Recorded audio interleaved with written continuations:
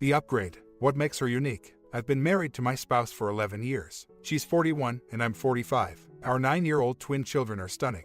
It should be a good thing that both of us married later in life, right?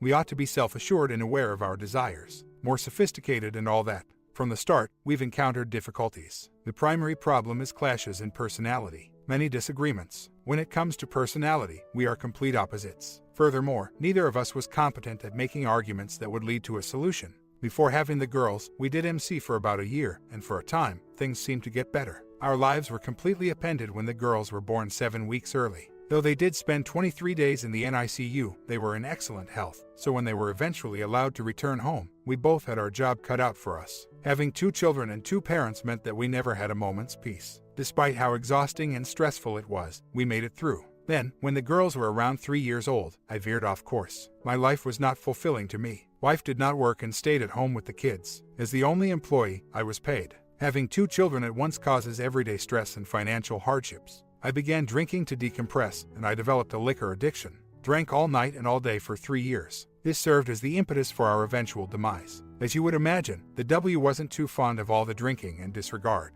She even voiced complaints about it numerous times, but I was too consumed with my addiction to give a damn. All I needed was my regular dose of alcohol. When all was said and done, she left the marriage, just as I had withdrawn within myself with the alcohol. She was called roughly 3 years ago, during this vulnerable period, by an old boyfriend who wanted to rekindle their connection and was going through his own marital troubles due to his wife's alcoholism. Everything depends on timing. She rapidly caught on to it. I'm sure you can see where this is going. Their marital crisis was something they all shared. He provided her with much-needed emotional fulfillment. They had an email within 2 weeks, which I discovered one evening after work. That occurred on April 15th. That same day, I gave up drinking, and I haven't touched a drink since. The email I discovered served as a wake-up call. Naturally, it's too late, and I made the decision to seek immediate assistance if I wanted to keep my marriage intact. I've participated in group therapy, anger management, IC, and MC, still existing in IC today. I take anxiety and depression medications. My W has seen and acknowledged the major gains and changes I've made in my life. I've apologized numerous times and accepted responsibility for my reprehensible actions. She hasn't been able to get the same results, though, even with some MC and IC. She has intermittently continued the year for the previous 3 years. Several times, I've caught her rekindling the affair while lying to the MC and me about it. She repeatedly went undercover using covert cell phones, covert email addresses, covert texting, etc. Every time I manage to learn and confront her, she apologizes, sobs, begs me not to act hastily, and swears she won't do it again before going back to her previous behavior. I discovered a long email she sent to him last week, which regrettably validated a few suspicions I had but was never able to verify. She did, in fact, urinate with the at least once, and she wants to do it again. His wife, an alcoholic, was just divorced, has custody of his children and a residence of his own. He is therefore available to continue this affair. For me, last week was the last straw. I now understand that she will never change, and I must move on with my life. And that's where the issue is. I really need a separation, but we just don't have the money to make it happen. She just said, we can't do it financially, when I informed her this. She's right, after running the statistics, it's just not feasible. Even though she works full-time today, her hourly wage is still only $11. The main wage earner is me, and now that school is out, our summertime babysitting expenses total $3,000. I feel confined. My mind is racing. I can't get over this last setback. I have trouble focusing. I'm unable to think clearly, experiencing memory issues. I haven't really worked at my job since discovering her email. I thought I might have a panic attack yesterday. She promises not to try to stop me from leaving, but not until we sort out our money problems. She requests that I stay for 6 months so that we can pay off some debt and she can quit her job to take a higher earning position. I doubt I'll be able to survive for another 6 months. The anguish, stress, and resentment are unbearable. How am I going to be able to do this forever? I apologize for the lengthy tale, but I felt it was important to share it all. I have the following queries. 1. I think I can't really do the 180 because I have to stay in the same house. I can't just stand by and do nothing to keep the house operating. The majority of tasks, including activities, banking, cleaning, and buying, are connected to the child's well-being. Shall I simply swallow my feelings, bury them, and somehow get by for the next 6 months? 2. What steps should I take to safeguard myself when the time comes for me to move out? Some posts I've seen advise staying until you speak with a lawyer, something about being left behind. If I make 80% of our money and provide for her and the girls, how can she claim that I abandoned her? I also come across posts that seem to show a couple simply calling it quits amicably without filing for divorce. She has simply been cooperating with me in order to secure her finances. I dislike continually being tricked, played, and lied to. It's really degrading and causes a great deal of resentment. Yes, that's how I feel, save myself. Like my very being is going to disappear if I don't do anything right away. I feel like a man who has failed. She tells me what would happen to our girls if I leave, only to put more pressure on me. I tend to think that we will have a financial catastrophe, which will ruin their lives. She believes it is crucial to maintain our girls in a stable, happy family and to make sure they don't learn anything is wrong. In general, leaving is fraught with intense guilt. Our girls have already been through a few unpleasant arguments and actions from both of us. Sometimes they ask some really creepy questions concerning the love that exists between our parents. They are afraid of the concept and find it strange that their schoolmates have only one parent. As an update, I was able to get her to discuss separation preparation with me last night. She was at least somewhat composed despite the short 30-minute wait. Her primary worry appears to be money-related. Regarding the fact that our marriage is ending, she remained emotionless. Well, anything. She keeps insisting that her income of $11 per hour is insufficient to maintain both herself and our daughters. I promise her that I won't abandon her with just her salary. However, I still have to provide for the family that my children live in, which implies that I must partially support her. The worst thing is that we currently don't make enough money to maintain 2 residences, which is why I feel imprisoned. She's hesitant to accept my solution, though. I've owned a vintage car since before I met the W, and it's the only pastime I have left. All that's left is job and raising children. For the most part, I don't have the time or money to work on it, so it stays in the garage. To raise the funds required to pay for the additional cost, I suggest selling the car. 2 or 3 years would be plenty to get us by. I hope she's earning more money by then. Nevertheless, we both have to sign the title to any new owner, thus it is titled in our names and I cannot sell it without her approval. She has also been hesitating to do so, claiming that selling the car will make her feel horrible because it is too essential to her. It's sentimental, among other things. She doesn't care as much that our relationship and way of life are likely to collapse as she does about my feelings about a silly automobile. It simply amazes me. She didn't seem to be getting open to the notion of selling until last night. I advised her to think about it carefully. Yes, I appreciate the automobile, but moving on with my life, maintaining my emotional stability, and having peace of mind are more essential to me. I can always get a new car eventually, hopefully. A few months later, I have stayed put mostly for our girls' benefit, wanting to make this summer as steady and enjoyable as possible for them, as I am currently unable to make any changes because of our temporary financial circumstances and the costs associated with child care. I made the decision to attempt and break through my wife's defenses against Real R during this period. It's unlikely, I know, but what the heck. I feel better about myself at least knowing that I tried everything to make this better before leaving. She is incapable or unwilling to own the affair, be forthright, or be honest about it. I've been coaching her by giving her access to a ton of material about affairs that I located on the internet and this website. How they occur, the emotional toll that the cheater takes, the effect on the DS and family, regret, making amends, etc. She informed me that she had read each one. She went so far as to say they were educational and offered her a fresh outlook on the circumstance. She is extremely busy, leaving little time for contact in the on, what with her new full-time job and household duties. I haven't been keeping an eye on conversations. I therefore have no idea if they call or text. However, it appears that he has severed his relationship with her once more, and the haze has cleared, which could help some of my efforts become clear. I've been trying harder as well, being more loving and caring, forming bonds more frequently, taking care of domestic chores and preparing dinner because she works later than I do, and rushing the kids to and from their activities. This year, I organized our family vacation. I want her to realize what a wonderful life we have together. Major doormat scenario, I know. I ought to be turning around and backing off. If she doesn't show up this fall, that will happen soon enough. I'm going to keep attempting to keep this marriage intact until then. I gave her some time to process the information and did the things I've been doing to watch her reaction.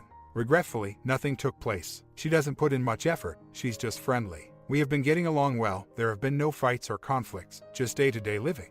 During the first week of July, I met with her to discuss her lack of response. I outlined the precise requirements I need from her to get genuine response and informed her that time is of the essence. Advised her to put in more effort to visit her I see that it is scheduled through September, but you can check for cancellations by calling every day. She processed everything but gave me very little feedback. I therefore keep up my efforts. I planned a movie, dinner, and date night. It was enjoyable, much like the period we spent dating before we were married. We had a great time at Myrtle Beach, where we went on our family vacation. Also had a great time. Even though August is only getting started, she is still aware of our efforts. She actually just accomplished something that worries me. Her phone has been acting strangely. Even though it's a couple years old, she drops it constantly. She therefore goes and gets a new phone the day after we return from our holiday. Doesn't tell me, but I discovered out because we pay for it using our joint account. Despite having the option, she chose not to use her own credit card. She hasn't shown me her new phone or said anything about it in the last 4 days. Again, what the hell, no openness. As a result, I'm going to approach her one final time about her lack of effort, which is probably not worth the effort. But since I'm already stuck here, I might as well keep up the pressure. This is the script that I intend to utilize. After reading it, please let me know what needs to be changed. I spoke with you in the beginning of July, and here we are another month later with no response from you. Although it would be good if you had the courage and maturity to end your affair, I suppose it is not going to happen. As of yet, you have not shown any signs of ownership, regret, acknowledgement, honesty, or transparency. You just brush the problem under the rug and act politely toward me. That is insufficient. Yes, I have also failed to fulfill my duties as a caring husband in the past. I did not keep my word as much as I should have, but unlike you, when faced with the possibility of losing my wife and family, I made the decision to get support, change, own up to my mistakes, and offer my apologies. It appears that you are prepared to give up your life as you know it based on all that you seem to be saying and doing. And not too bad one either. Knowing you may discard anything is incredibly dismal and melancholic. I'm curious as to why. Is it ego or pride? Why are you unable to face the truth and address this huge issue? What is preventing you from moving forward? Perhaps you're over me, but you just can't say it. Simply said, I'm not sure. You ought to begin considering divorce and how we will divide assets such as the home, stocks, debts, and so forth. Additionally, consider the girl's best interests when it comes to custody, and not only what pleases you or what you want. That refers to an equal amount of time spent with each of us, not biased toward a certain parent. They deserve equal time with each of us because they love us both so deeply. Time is slipping away quickly. The extra cost of daycare will disappear after the summer ends. This will alter our financial situation and make it possible for the required adjustments to be made. Changes that I don't want but that I believe are required given the situation.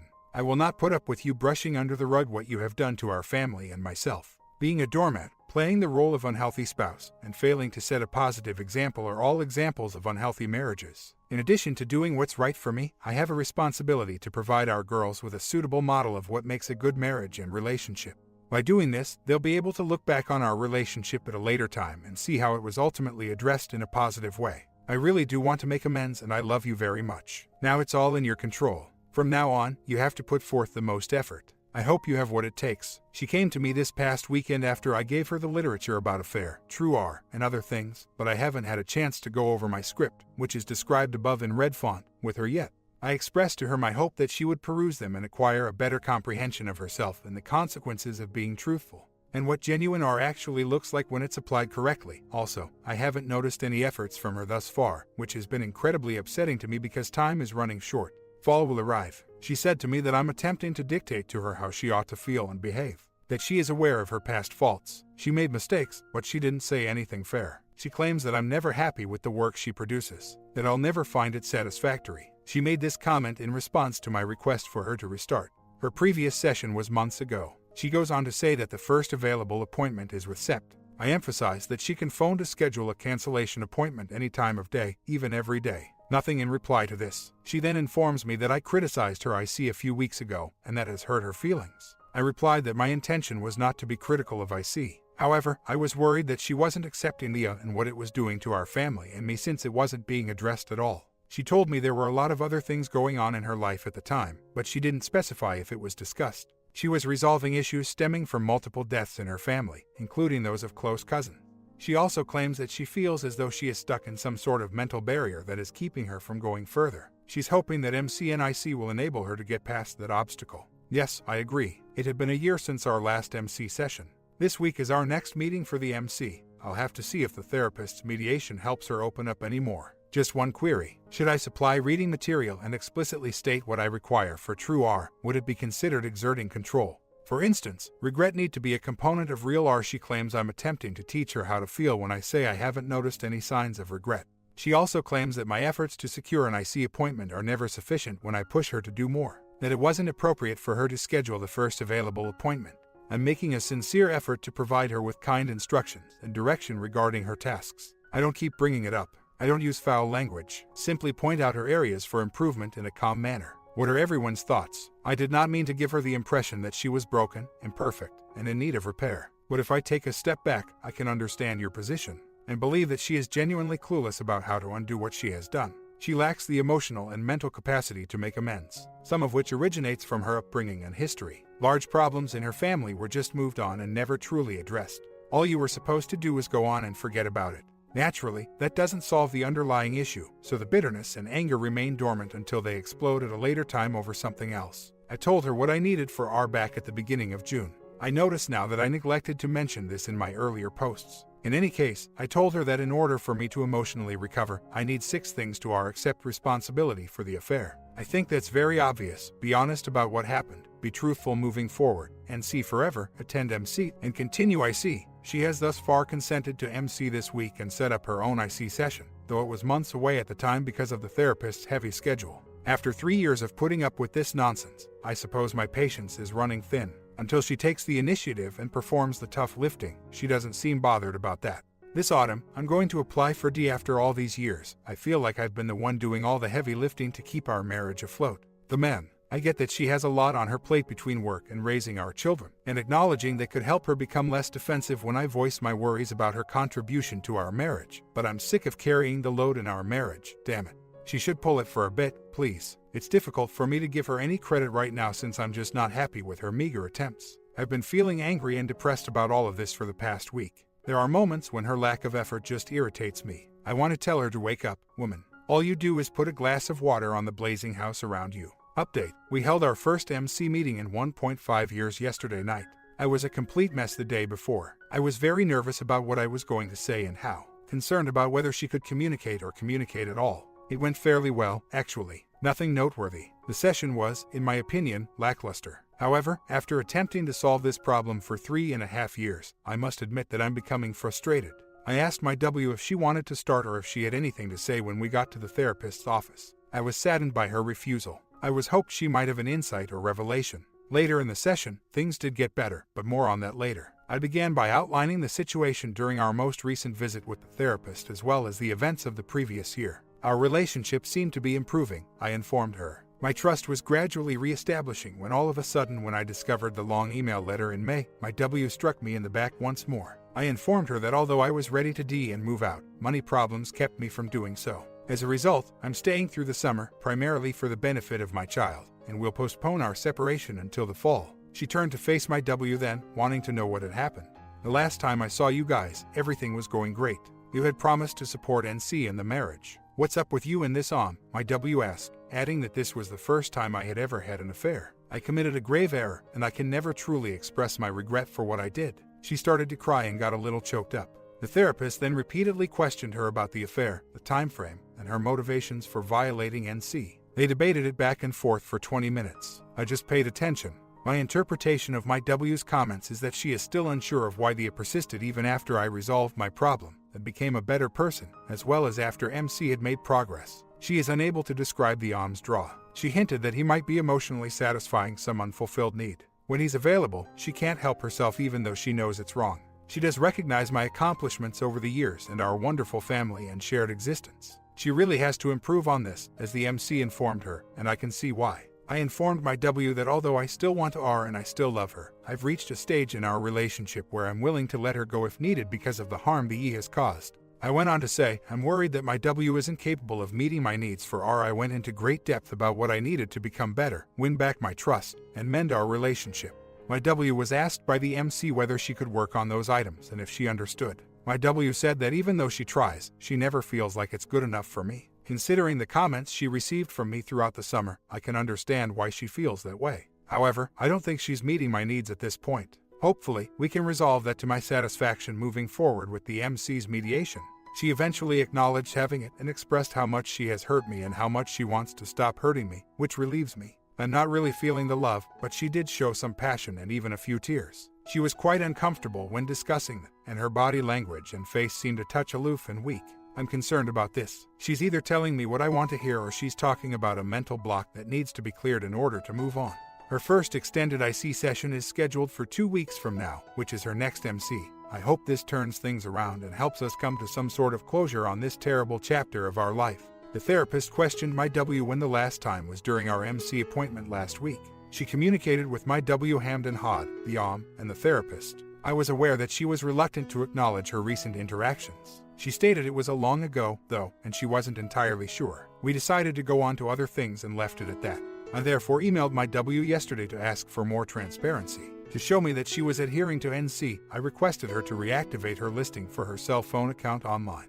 I informed her that her lying and adultery had completely damaged my ability to trust her, therefore I can no longer believe anything she says. I assured her that by taking this action, the lost trust would gradually be restored. She emailed me later to say, "We need to talk when you get home," so apparently I touched a nerve. Well, I thought, this is it. She's going to give me some more information or tell me that she's finished with our marriage. When we had a chance to sit down and talk later in the evening, she begins by informing me she is no longer able to do this. She is unable to carry on lying and leading two different lives. She claims she can't even keep all the lies straight anymore since there are too many to keep track of, in one with me and another with Om. She told me that in order for our marriage to have a reasonable chance of working, she had to cut him off and focus solely on us. Not a shit. She claimed that my past mistreatment and denigration of her years ago still causes her great grief. I used to tell her that I was only staying for the kids and that she didn't mean anything to me. I hurt her by telling her how much I disliked her. I sincerely apologized for all the awful things I did and said, "I sincerely sorry for my horrible actions on numerous occasions."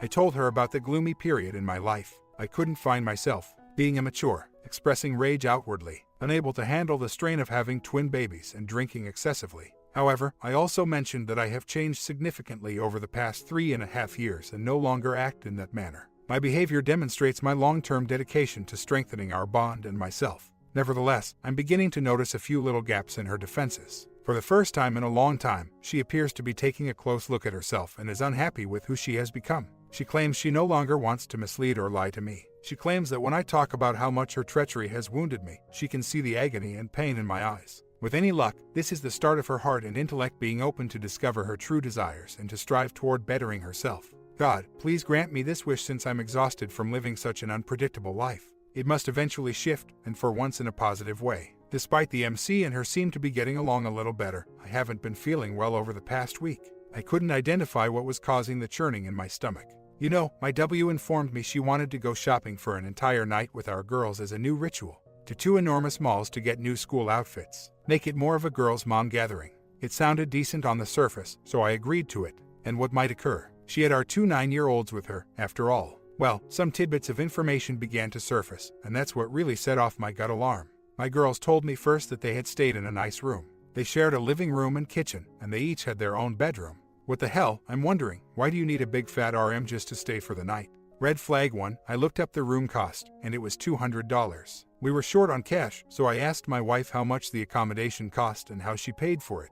It was just approximately $100 with my discount, she angrily claims. Red flag 2, upon reviewing one of Mew's texts, I saw that, indeed, she had sent this on Friday. What time will you be visiting tomorrow evening? She and my children would be staying at the motel that night.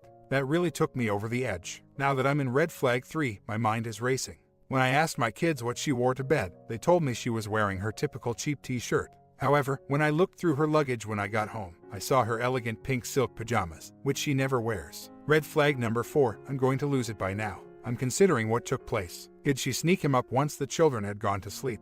After hours, how did he enter the locked hotel? Etc. It's late Sunday night, and suspicion is rising inside of me like a tsunami. She almost instantly wants to talk with me tonight after I texted her on Monday, as I recently indicated in a post, requesting access to our cell phone records. We discuss as I described in that post, but I omitted a crucial piece of information. Suddenly, she informs me that she didn't want to be close to the or have to think about him all the time, so she purposefully chose a hotel that was further from the malls. Red flag 5, well, I never inquired as to the hotel's location or why it was farther away from the mall when there were less expensive, closer options. The last piece to tie everything together is missing, and just when I'm about to give up, it just so happens to fall into my lap. My stomach is growling at me. I won't reveal how, but on Tuesday, I overheard my W talking to one of her friends on the phone. My W suddenly starts talking about Sir Knight at the hotel as they were discussing her buddy's unsuccessful relationship with her ex-boyfriend and another friend with benefits. How their first overnight together was spent together. How great it was, how deeply she has fallen in love with him, how much fun they had. And all of this while my 2 children are sleeping in the next room, all in 15 years.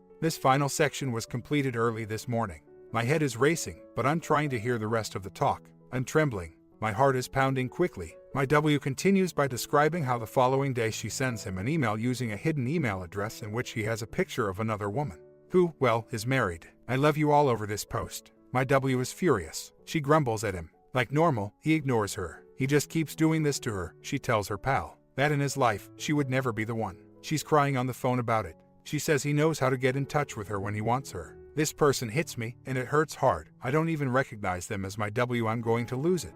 After getting a huge glass of ice-cold water in the kitchen, I head into our bedroom. She's fast sleeping. I douse her head with frigid water. She lets out a scream, gets up, and looks around, noticing my fury. She repeats, "What is it?" repeatedly. I'm having a lot of horrible thoughts all at once. I'm struggling to stay coherent. I shout, "What did you do?" at her. What took place in the hotel? What does she say? I tell her that I noticed the invitation text. She lies for a while. Yes, I did send it, but at the next appointment, he failed to show up.